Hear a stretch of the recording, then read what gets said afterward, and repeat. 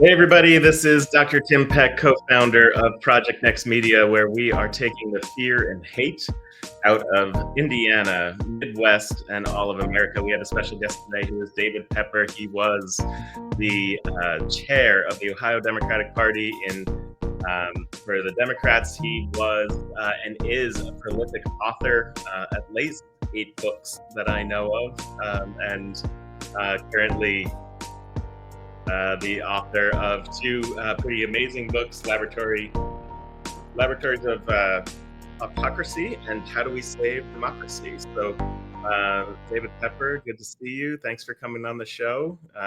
Please introduce yourself. Tell us who you are. Thank you. I'm excited to be with you. Excited to see you in person just a few weeks ago in Bloomington. I'm born and raised in Cincinnati, Ohio, which means around here we call it the tri-state, which does include Indiana. It sure Uh, does. Not to sound like Sarah Palin, but from here I'm looking at Kentucky. I can see it from my house, well, from my office building. So I'm looking over the Ohio River at about um, you know, 15 miles behind me is the border into Indiana. And Mhm. as so, I was a city council member, a county commissioner here, and we have a Hamilton County here, and then ran statewide twice, attorney general and auditor. Became party chair for 5 years. Got to know actually a lot of Hoosiers through that role, and then after that, started writing books about. And my sad assumption is you could write the same book there about the disintegration of sort of the middle and democracy due to highly gerrymandered state houses. I called it Laboratories of Autocracy, as you mentioned.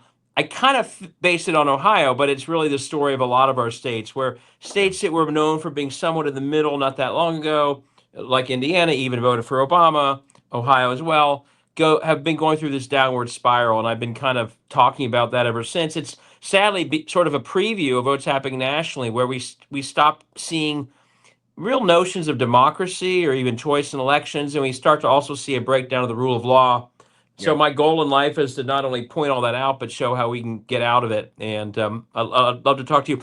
Another big thing: I have an Yep. 11 and 8-year-old boy. We are massive Pacers fans. We drove that drive to Indy back and forth long before anyone else. We've been doing that drive for 3 years. We were cheering for McConnell and all the others long before it got cool. So we are major league base. My wife. So we went to enough playoff games. I've got like 6 yellow Pacer shirts, and my wife's like, David, what are you gonna do with all these Pacer shirts? So we are true Pacers fans. Are you a Reds fan too? Or are they going to overtake Huge the Reds? Reds, yes. Yeah. I mean, Good. Bengals and Reds are my first love, but I like the Cavaliers. But for us, the Pacers are only 100 miles away. Yep. So we would, after school, get in the car and go to a Friday game or others. So Right. Reds, Bengals, most things Ohio, and I like the Cavaliers, like I said. But I mean, no one was more heartbroken than when Halliburton went down than my kids. Yeah. So we are Major League Pacers fans. Well, the tri-state area, most of our viewers, about 60-65% of them are from the tri-state area. They're in the Kentuckiana, Oh, Ohio really? Oh, good. area. Yeah. And so, Great. and then beyond that is Indiana. And then beyond that are people from all around the country. So I like to say to people what makes the culture the same in the tri-state area is that we eat peanut butter sandwiches with our chili, which is not something that really happens in the rest of the country. So, Well, um, but by the way, I went to school out east, and they'd say I was in Connecticut, and they talk about the tri-state. I think it was like Connecticut, New Jersey, and New York. I'd be like, that's not the tri-state. It's Ohio, Kentucky, and Indiana. Get it straight. Yeah, I've been there and lived there and went to school there. So great. I mean, you have 2 amazing books. You have 8 amazing books. I've read these 2, Saving Democracy and Laboratories of Autocracy. And I would love to get into the theories there, but I want to do it through the eyes of what people here in Indiana are looking at, and it seems the whole country is looking at. We've got ourselves caught up in is this gerrymandering, and it's Yeah. blatant, mid census gerrymandering. And so people are like, this is blatant. This is obviously voter suppression. But the question is voter suppression real outside of this blatantness, right? Is this the first time many people are seeing it, or has it been going on? Yeah. Yeah. Gerrymandering is a form of voter suppression, but there are also many other forms. And I teach voting rights and election law. And sadly, the voter suppression we've seen since about 2011 entirely coming out of state houses. It's part of a long national pattern of sort of a back and forth. We've had a great opening up of voting, marked by things like the Voting Rights Act, or after the Civil War, massive amounts of registration, the amendments, and then shortly thereafter, there is a backsliding. And it comes in this, it's almost repeats itself, the types of devices used, that add costs to voting, add inconvenience, knock certain people off the rolls through sorts of, again, in the late 1800s, it was sort of literacy tests that were designed so some would fail and others were given a waiver. Now it's all sorts of new hoops. It's very real. It doesn't always change outcomes, but it affects the electorate enough that in close races it certainly does. Yeah, And we've seen a combination of things that's led to it. 2011, there was a response to Obama winning in a lot of states that the Obama coalition was a threat. And so a lot of things were done in states like Ohio, that's where I wrote this book, and Indiana and other places that disproportionately impacted the Obama coalition. And then we also saw a Supreme Court get more conservative, hollow out the Voting Rights Act.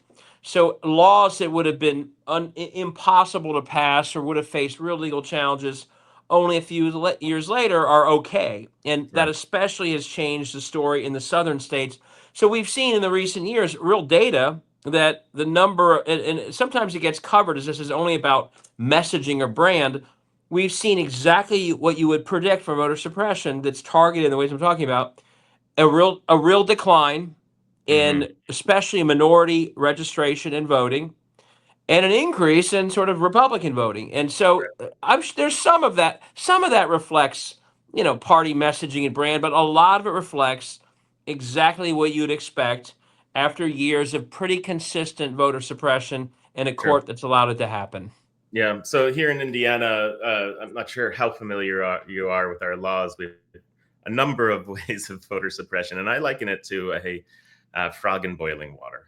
Right. This Yeah, has just slowly been added on one after another, and it feels like this is normal. This is how it's supposed to yeah, be, where yeah, you have a state that votes pretty much 60-40 in a statewide election, yet, the representation in our state house is a supermajority for the Republicans. That doesn't kind of yeah. add up, and so there is gerrymandering in the state senate and state house. But there's also other things. We have straight party ticket voting. We're only one of 6 states that have that. I didn't know that. Yeah, and we, in terms of removing people from the voter rolls, and then there's a lot of people.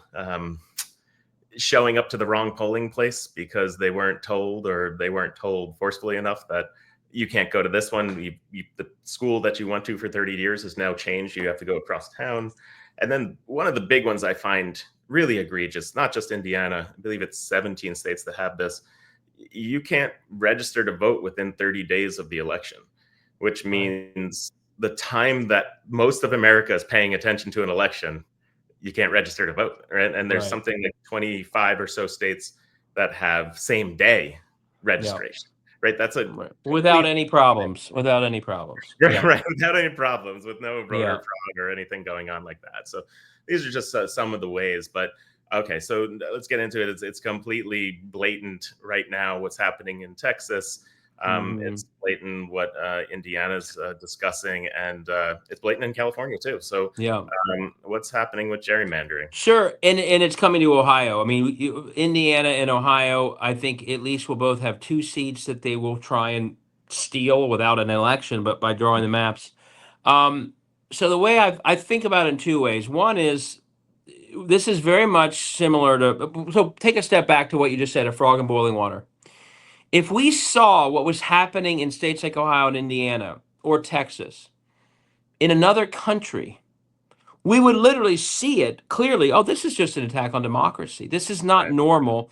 This is if Viktor Orban were to change the map so that a Congress in Hungary that would have flipped no longer flips, we'd say, well, that's just sort of an autocratic action. Yeah. But here in America, because we sort of believe in democracy, we're almost so up close to it, everything's partisan. we treat it differently as we would see it clearly somewhere else. And the other way to look at it, to see that it's not, this is not just the normal gerrymandering that we see in 20 and 21, as bad as that is. The mid-decade is a different matter entirely. And the way and I said this when I was in Bloomington the other day, and it was J.D. Vance's trip to York State Capitol that really made it clear to me. This is very analogous to the buildup to January 6th. Hmm. Donald Trump had lost the presidency in November of 2020. He knew it. He told people it. But he wanted to undo the result that would knock him out of power. So what did he do? He called up the Michigan state legislature and Pennsylvania and Arizona and Georgia, and he simply tried to undo the Electoral College loss by getting state houses to do his bidding. Yeah. And this is the same thing. It's just in advance of the loss they're worried about and not after. And so when they're calling Texas, they're very clear about it at this point, Indiana, Missouri, Ohio, and Florida to change the maps so that a congressional loss that they worry is coming, and they should be worried given all they're doing, they simply undo it in advance. So it's very much sort of a January 6th style attack on democracy. It's an attack on an election outcome Right. that would knock them out of power. It just happens to be change everything in advance so you don't lose. And again, this is very similar to what Viktor Orban has done to get in power in Hungary permanently. Mess So with what? the rules, etc. So that's what it is, and we should be fighting back, seeing it that way, as opposed to your traditional gerrymandering, which we need to fight back too. But this is a different level entirely of sort of election interference in advance. Yeah. And so the argument that we've seen from the right is, Democrats have been doing it. Look at Illinois. Look at Massachusetts has 9 out of 9 Democrats representing them. Aren't there any Republicans there? California's already gerrymandered. What are you going to gerrymander it more? What do you say to that when that argument comes your way? Well, the first thing I say is I don't like gerrymandering anywhere. I want to get rid of it. And if we want to get into a battle of who wants to get rid of gerrymandering more, this is not a close contest. States like California and New York have on their own created independent districting commissions. Yeah. The maps are a result of those processes. Michigan, same thing. Arizona, same thing. So to stick places like Ohio in the same category, California, is just not accurate. California has an independent districting commission that draws those maps. That's what California's opted to do. New York does the same thing. There was a bill in 2021 in Congress to end gerrymandering on a federal level. Every Democrat voted for it. Every Republican opposed it. Republicans filibustered it in the Senate and killed it. So Yeah. let's be very clear about who's trying to end it. But yes, we should end it everywhere. Why? Because it leads to bad government everywhere. I don't care where you are, any system, and this is what I say to Republicans and Democrats, all of us should be against it. Any system where most, if not all, the elected officials are guaranteed reelection will be bad government, and it will be unrepresentative, and it creates incentives for extremism and corruption. So yes, let's get rid of it everywhere. In the meantime, though, those Republicans who say, well, what about Democrats doing it? Call your Republican members of the House and tell them that you Yeah. believe that you hope, and I hope it comes up in the next couple of weeks, that Right. you want them to vote for the bill to end it. And one other thing, the Supreme Court of the United States, it ruled that it could do nothing about gerrymandering of 5 years ago. Really bad decision. Every Democratic attorney general went to the Supreme Court and said, please end gerrymandering. And every Republican attorney general went to the Supreme Court and said, don't do anything about it. Right. So this after the fact pointing at Illinois is just not in good faith. That's Yeah. gaslighting. But one other terrible example in Ohio, where we have the worst gerrymandering, it's unconstitutional. We tried, not just Democrats, but a bipartisan coalition tried to end gerrymandering last November and create an independent districting commission. And it would have ended gerrymandering for anyone, Democrats, Republicans doing it here. Mike Johnson came to Ohio and campaigned to kill our effort to end gerrymandering here, and now he's using this Congress to do the gerrymandering. So I agree that everyone should be out of the business. It's bad government. I would love to find more Republican allies who will agree that we should end it in every state all at once, and that Sure. would finally take care of this poison to Yeah. American politics. I love this point and haven't quite heard it. I'm sitting here saying, if I'm elected to Congress, I will be ending gerrymandering, right? And Amy Klobuchar had a bill last year that got buried around ending mid district or mid census gerrymandering, and it got buried. Yeah. But calling your representative to say, I want you to stop gerrymandering in Illinois when you're in a red state is a very interesting way about going about it, right? I want you Yeah. to stop gerrymandering everywhere, but stop it Yeah. in these blue states too, But and hey, say, let me be clear though. I think in the short term, I don't think Gavin Newsom and others have had any choice. I mean, they're trying to steal the 2026 majority.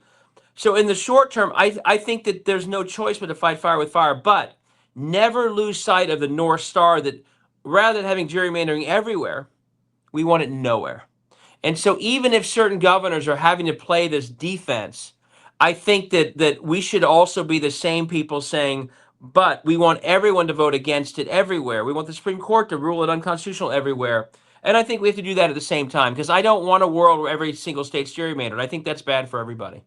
so let's talk about defense and offense because it's something that you talk about in your books, and use Mm-hmm. this analogy of, Republicans are on the offense in many ways, but not only are they on the offense, they're playing a different game sometimes and thinking Yeah. about what it looks like to fight in the 3 years that aren't a presidential election, where Right. Democrats are often looking at that big, shiny goal.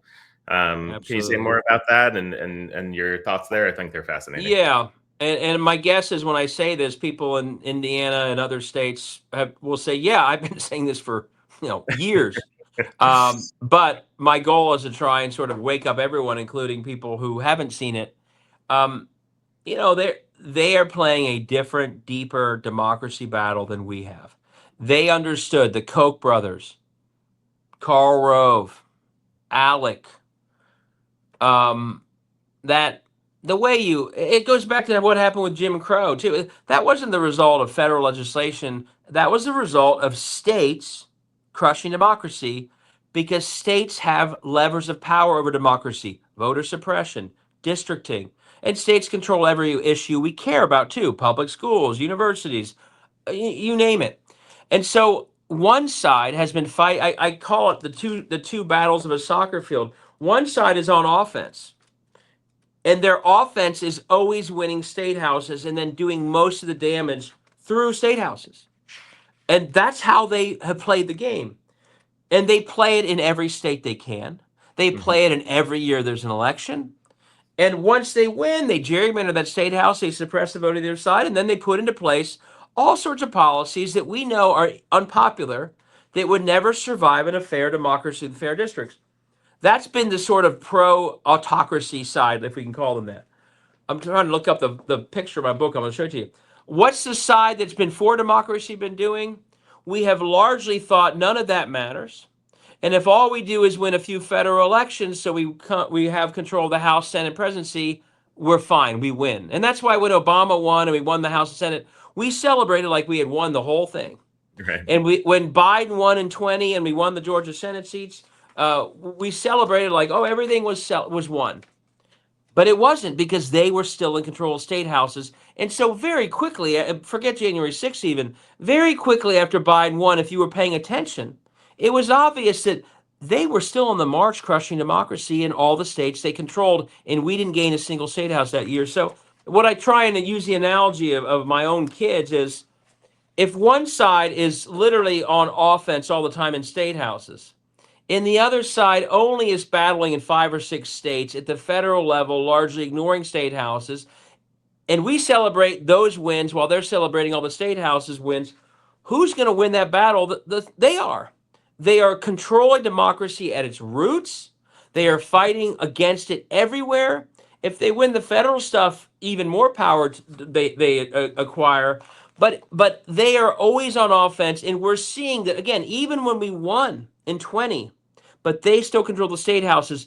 They still ground away at gerrymandering and voter suppression, and they make it. And just to be clear, most of the damage they are doing to America, forget democracy, but on substantive matters, is through those state houses. That's where Dobbs came from. That's where voter suppression comes from. That's where they're crushing public schools with vouchers. So if they're doing all their damage there, we got to get on offense there as well. And if we don't, they're going to keep winning, even if we happen to win federal offices. So that's sort of the broader theory of these books. But I know I've talked for a while. The good news about all that is it means, like you're doing in Indiana, there's so much more we can do when it comes to democracy than hoping that we win a Senate race 500 miles away. We can fight back in the very places we live, including in red areas. Yeah. So one of the interesting, so you said a lot of interesting things in there, but one piece of it was the Republican platform is not popular.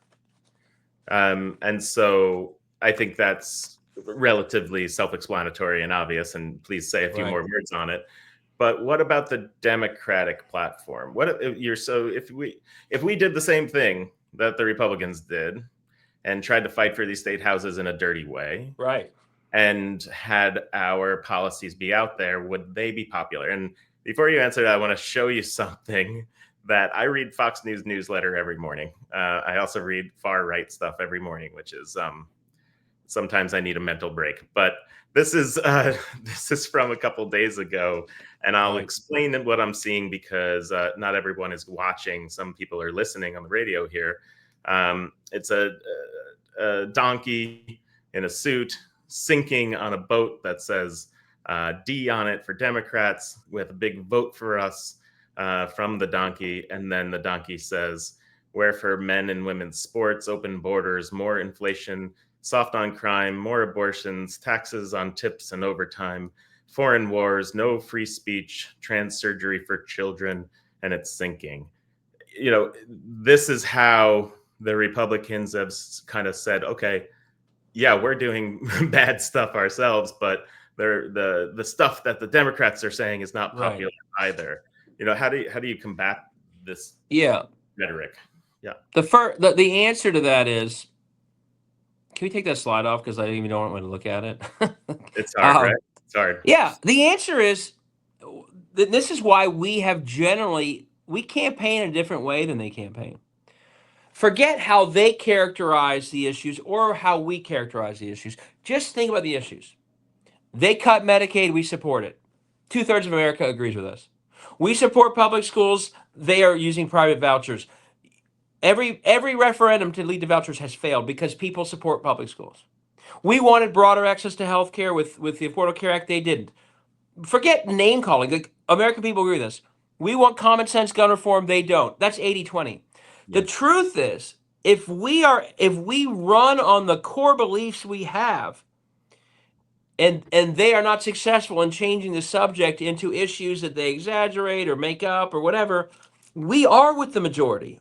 Do something, reproductive freedom versus abortion bans, no exceptions.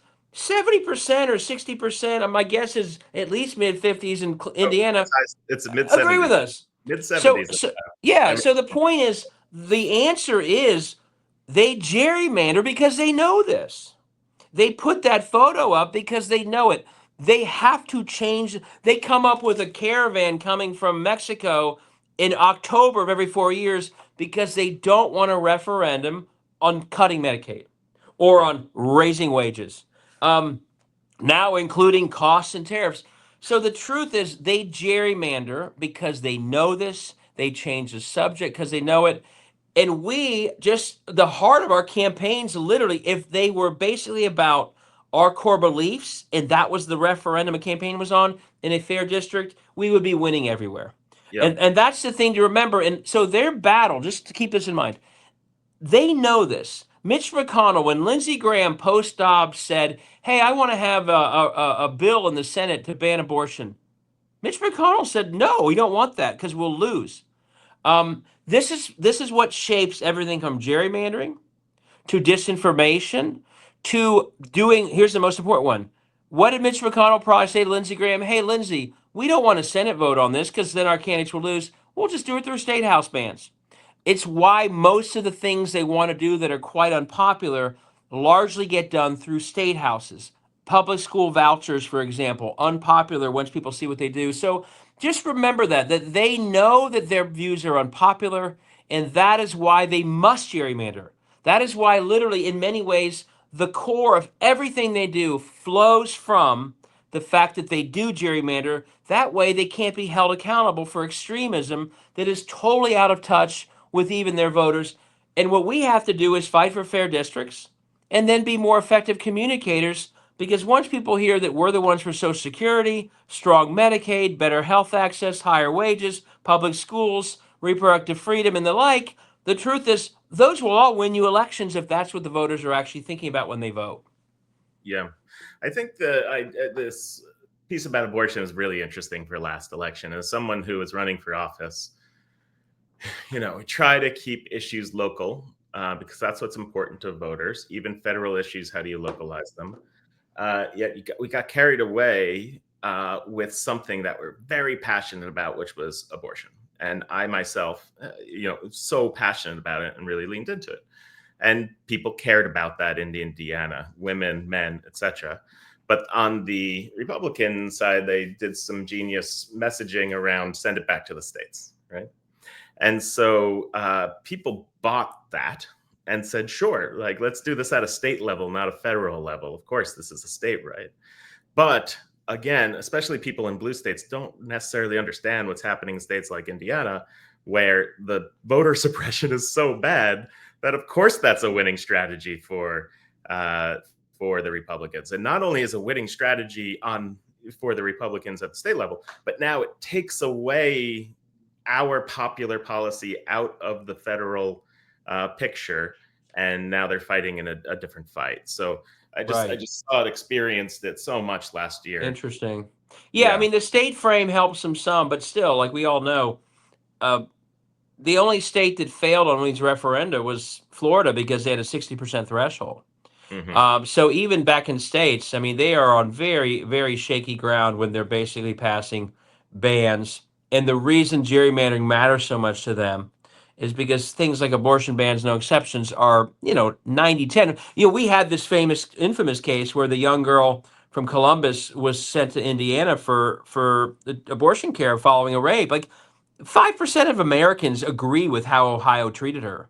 Yeah. And so if you had fair districts, and again, this is why they fight for gerrymandering, they know that they couldn't defend that in a district that was 60-40 Republican. It would be a losing issue. And that is why they are so addicted to gerrymandering. One of the worst parts about what's happening is the people that we're talking about now are in their second generation of office holders who've only known a world of extreme gerrymandering. So for the most part, we're talking about people, Mike Johnson included, they've never been in a real election in their lives. Like they are now scared to death of a swing voter or any election that isn't guaranteed advance because their own rise to power has never involved democracy or elections. And that's one reason I say this is, for your Republican listeners, this is a bad system for everybody. We don't want people in power pulling levers that raise property taxes, do extreme things that no one agrees with, undermine, everything from local policing to infrastructure, and then they don't destroy public schools. And in many rural parts of Indiana, how that's the school they have, and if you send the money vouchers, that school suffers. The fact that they can do all that and then never worry about a reelection is just bad for everybody. And the results follow declines in outcomes and basically every way you can measure it. So this is why gerrymandering is just bad across the board, and we should all be fighting to end it over time. So something interesting happening in this tri-state area, and I want to know more about Ohio, but in Kentucky, public schools are revered. Public schools there's been a big vote to kind of save their public schools in many ways. In Indiana, public schools are revered by many, but the voting has been to enable the state house to enable voucher programs and take funding away from public schools and degrade a lot of what the public schools can do. I don't know what the situation is in Ohio at this moment. I'd love to know where that stands. But how did Kentucky be able to make sure that people knew that this is an issue that Democrats care about, that we need to protect, whether you're a Democrat or you're a Republican? Leadership messaging. Ohio, Florida, and Arizona are probably the three worst examples of what happens to your state once you create universal vouchers. Indiana, Missouri, Tennessee, Texas are following. We're now at more than $1 billion a year. Most of it's going to families who were already at private schools. They could already afford private schools, while our state public schools are unconstitutionally underfunded. It's terrible. And once it starts, it's hard to put the genie back in the bottle, but it's a disaster, and it's painful to see other states, including Indiana, even with all the clarity of how bad it is. And just to be clear, in Ohio, they demand all sorts of accountability for public schools and their public school meetings and their elections, as there should be. The private money is completely unaccounted for. We have no idea how the money is being spent. If, let's say, it's going to some for-profit company, which it does, we don't even know if it's going to education. There is Yeah. zero accountability of the billions of dollars flowing. In some of the biggest scandals in Ohio in the last 20 years were, one in particular, a for-profit charter school took millions, and it was literally cooking the books about how many students it was accepting that it got paid for. It turns out they weren't even taking attendance. So it's been Yeah. a disaster. No one should follow this. How did and in Kentucky, and what happened in Kentucky isn't even unique. There has never been a referendum put to the people of a state Yeah. for vouchers that passed. Because once people see what the game is, which is essentially sending public money to private schools while public schools fall, in most states, 90% of the students are public school students. Most rural communities have no private school anywhere near them. Most private schools that are in larger cities are so expensive, the voucher doesn't cover the tuition anyway, so you have to be pretty well off to even benefit. Once people see that, these things are absolutely like attaching yourself to the Titanic. And to go back to Kentucky, Andy Bashir figured out how to talk about it. Hmm. Before the referendum, Andy Bashir's sort of MAGA opponent initially in that campaign embraced vouchers. Hmm. And Bashir was so clear about everything I just said. And the heart of it is that the heart of communities, especially rural, are the public school, the Friday night lights, all of it. Bashir embraced that. And he would not stop attacking his opponent for wanting to give away those dollars to private schools 100 miles away.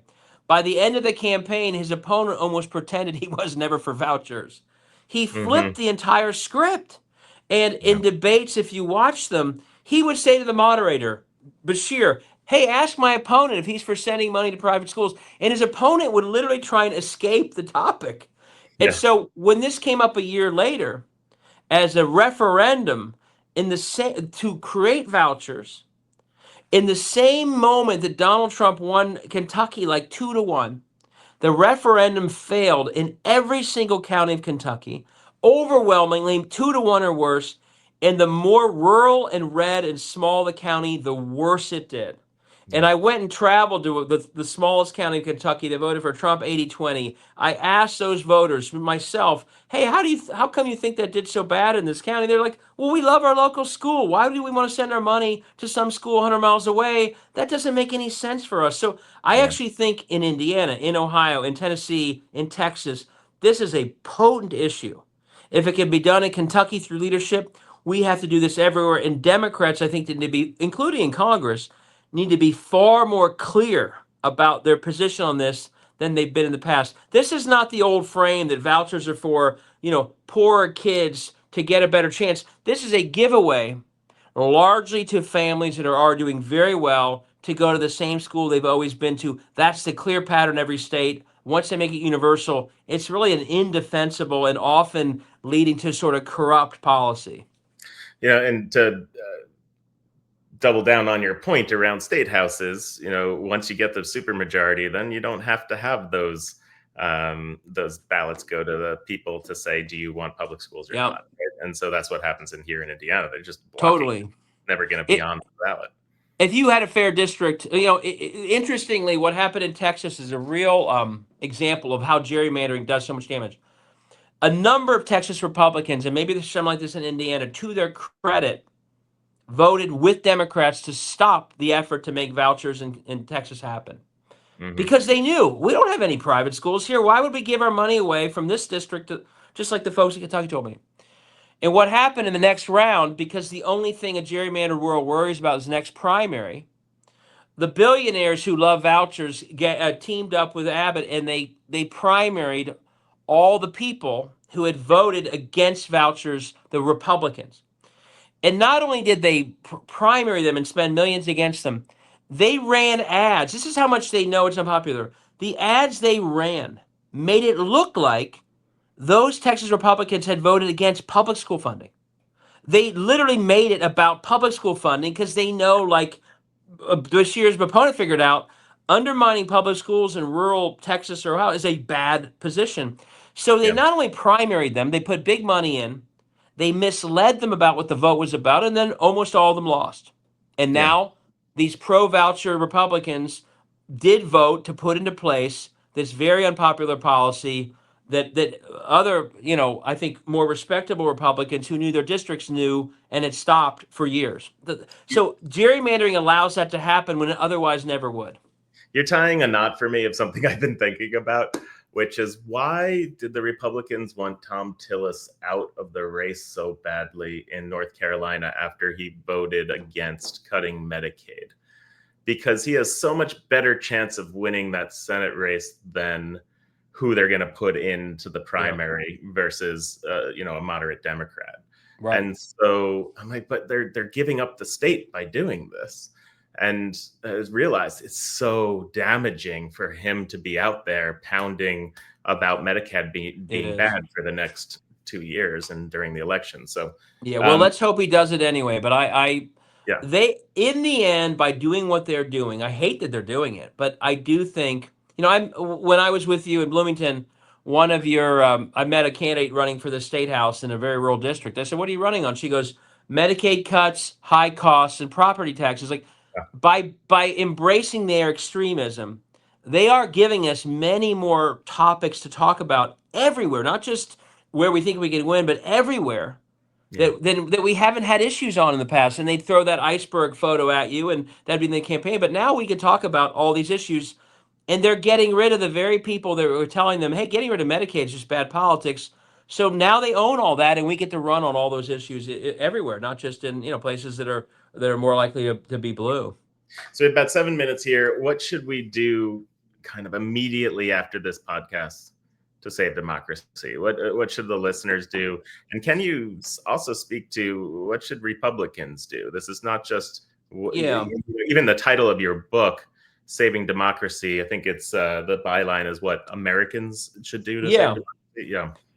Yeah, so my goal is, I think there's and some won't agree with this, but I've seen in Ohio, there is a broader multi-partisan coalition for democracy, and that's who I try and speak to. Obviously, I was a Democratic chair, I've been a candidate, but in Ohio, one reason we succeeded in stopping an attack on our democracy several times in 2023 was we had Republican officials and Democratic officials come together and say, "No, you're not going to ruin our referendum, mechanism. We're not going to let that happen." Our gerrymandering, our anti-gerrymandering amendments that did pass were bipartisan. So I do think there is still, if we're smart about it, and in states like ours, we have to build this, if at all possible, a multi-partisan coalition. What do we do? I mean, I think there's the more political thing, which is to make sure we're running everywhere, Right. to make sure we're fighting everywhere. I think I loved meeting some of your colleagues in Indiana who seem to be doing that. Virginia, classic case. Right now, Virginia Democrats are running in every single district for this November's election. I think that energy is going to vault them to, I think, a very big year, because they're not saying we avoid the rural part of Virginia. They're going and running on Medicaid schools. That's a really important thing. So to the extent wherever you are, you're part of the conversation. Do not let anyone convince anyone that the business as usual of leaving a lot of districts uncontested is acceptable. It's not. Hmm. So that's one big one. And so if you have someone stepping up and running in tougher areas, be it federal or state, help them out. Don't think that the only way we're going to save democracy is that Sherrod Brown wins the Senate race in Ohio. We want that to happen. It's also the fact that we're starting to challenge people who have gotten away with bad behavior for years with no accountability and no one even running against them. Another big one, and there's a lot we could talk about, but another biggie right now, and it somewhat depends on the rules of your state, but that number that showed a big drop in voter registrations among Democrats is alarming. Yeah. And they are spending, as we talked about, they are purging so many voters in Ohio from the rolls that are disproportionately in cities. So, one thing I really recommend is think about your role in the world, the nonprofits you're involved with, the mayors or council members you know, whatever it is. There is so much more that can be done to interact and engage and register voters than we do. If they're going to spend all their time and all their money purging voters, we better be re-registering voters that are being purged. And this is Yeah. especially true in like in Bloomington, where I think you have Democrats in office, or you know, in Indianapolis. Most of the purging of voters is happening in Democratic areas. Yeah. We have elected officials in those areas. Those elected officials should be using their power, not in a partisan way, but in a nonpartisan way to bring back into democracy constituents that are being eliminated from the rolls by all these steps and others. So I would say that wherever you are in America, um, using your footprint, and in my book, I go through tons of examples to try and convince people to get back into democracy. Do not be purged. Do not Hmm. be part of the 2.1 million who are no longer registered. And there's a lot of ways to do this beyond just political work. A lot of it, if you're a nurse at a health clinic, maybe the health clinic could be registering everyone that shows up. Yeah. If you volunteer at a homeless shelter, give money to it. That homeless shelter could be registering people wherever you are. And this is nonpartisan work. It's pro-democracy work, and much of it, I think, is being left on the table and not done at a very moment where a decline in registration should alarm us. That's Sure. another biggie. Be a precinct executive too, by the way. One of the big lost opportunities in politics is the ground floor is precinct level organizing. We very rarely see a level of that activity that actually it takes to win. So join your local precinct and get involved there as well. Yeah, and anyone in our area, if you want to get involved, be a precinct captain, we call them here in Indiana, or precinct chair, excuse me. Contact us and we'll help you get to the right place, whether you're Democrat or Republican. And then we will, if you're interested in someone's campaign, we'll help connect you to that too. And if no one's running in your area for state house or state senate, please listen to David Pepper here. It's so important that we show up and talk about what we believe in, and make sure that we're bringing a fight to the state house, not just the federal races. So, David, any last words? Thank you so much for being here. I've heard you speak now twice and met you twice. It's a bit inspirational when you do. It's so clear, this idea that we need to be fighting at the local level, and not just focusing on federal areas. Any last words that you have? Just everyone, it can feel pretty dark at times. It felt that way after Trump won. I think August of 25 was especially a very, very hard month when it comes to democracy. But as you listen to us talk, know that it is a wake up call.